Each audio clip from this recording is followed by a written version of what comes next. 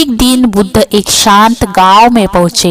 वहां एक छोटी लड़की थी, करीब 10 साल की। उसकी आंखें बहुत मासूम थी, लेकिन उसमें एक गहरा दुख छिपा था। वह बुद्ध के पास आई और धीरे से बोली, भगवान, क्या आप मेरे पिताजी को वापस ला सकते हैं? बुद्ध ने उसके सिर पर हाथ रखा। क्या हुआ बेटी? लड़की रो पड़ी। पिताजी लकड़ी काटने जंगल गए थे, वापस नहीं आए। सब कहते हैं कि वह अब इस दुनिया में नहीं है। माँ भी हिम्मत हार चुकी है। हमारा घर जैसे टूट गया है।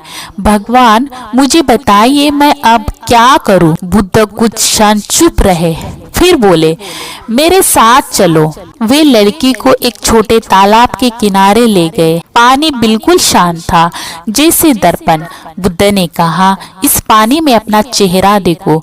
लड़की ने अपने आंसू भरी आंखों को देखा, लिपटते हुए बोली, मैं बहुत उदास हूँ।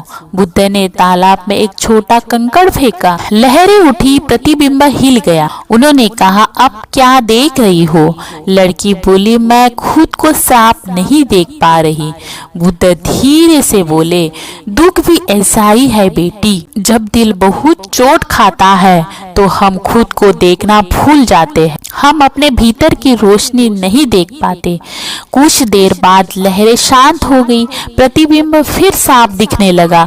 बुद्ध ने कहा, देखो, लहरें वापस शांत हो गई। दुख की लहरें भी ऐसी ही होती है। समय उन्हें शांत कर देता है, लेकिन केवल तब जब तुम भागना बंद कर दो और उन्हें महसूस होने दो। लड़की ने कांपती आवाज में कहा, तो क्या मैं पिताजी को भूल जाऊं? बुद्ध मुस्कुराए, नहीं बेटी, जिसे हम प्रेम करते हैं उसे भुलाया नहीं जाता, उसे दिल में बसाया जाता है। तुम्हारे पिता कहीं गए नहीं, वह तुमसे ही जीवित है, तुम्हारी हिम्मत में, तुम्हारे सपनों में, तुम्हारी भलाई में।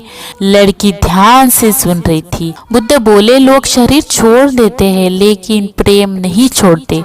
तुम्हारे पिता की सबसे बड़ी इच्छा यही होगी कि तुम फिर से मुस्कुराओ। अगर तुम मुस्कुराओगे तो उनका प्रेम तुम्हें हर पल गले लगाएगा। लड़की की आंखों के आंसू फिर निकले, लेकिन इस बार वह दुख के नहीं, समझ के आंसू थे।